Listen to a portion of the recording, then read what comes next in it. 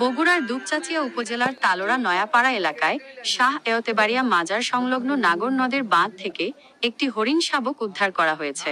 গতকাল বৃহস্পতিবার ২৯শে মে সকালে জিহাদ নামের এক স্থানীয় বাসিন্দা হরিণ শাবকটিকে দেখতে পান এবং উদ্ধার করেন। এই ঘটনাটি এলাকায় কৌতূহল ও আলোচনার জন্ম দিয়েছে। হরিণ শাবক উদ্ধার ও স্থানীয়দের তৎপরতা। সকালে বাঁধের ওপর দিয়ে হেঁটে যাওয়ার সময় জিহাদ ছোট হরিণ শাবকটিকে একা এবং কিছুটা কিংকর্তব্য বিমূঢ় অবস্থায় দেখতে পান।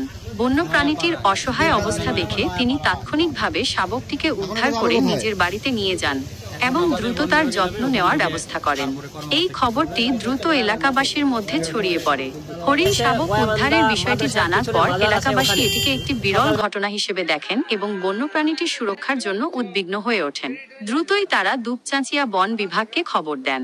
বন বিভাগের পদক্ষেপ ও পরবর্তী কার্যক্রম।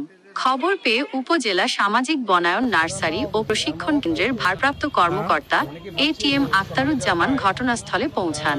তিনি জিহাদের বাড়ি থেকে হরিণ শাবকটি উদ্ধার করে বন বিভাগের তত্ত্বাবধানে নিয়ে আসেন।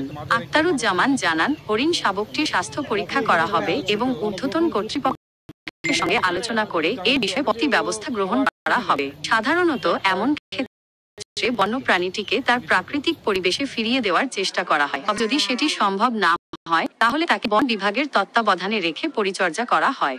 জনমনে জল্পনা। মানতের হরিণ শাবক উদ্ধারের ঘটনাটি নিয়ে স্থানীয়দের মধ্যে নানা জল্পনা কল্পনা চলছে। এলাকার অনেকে ধারণা করছেন যে শাহ এয়তেবাড়িয়া মাজারে কেউ মানত করে গোপনে এই হরিণ শাবকটি ছেড়ে দিয়ে যেতে পারে। বন্যপ্রাণীটিকে মাজারে ছেড়ে দেওয়ার পেছনে ধর্মীয় বিশ্বাস বা আচার অনুষ্ঠান জড়িত থাকতে পারে বলে স্থানীয়দের মধ্যে গুঞ্জন শোনা যাচ্ছে। এটি যদি সত্যি হয় তবে এটি একটি অস্বাভাবিক ঘটনা, কারণ সাধারণত হরিণকে এভাবে লোকালয়ে ছেড়ে দেওয়া হয় না। বর্তমানে হরিণ শাবকটি বন বিভাগের তত্ত্বাবধানে সুরক্ষিত আছে।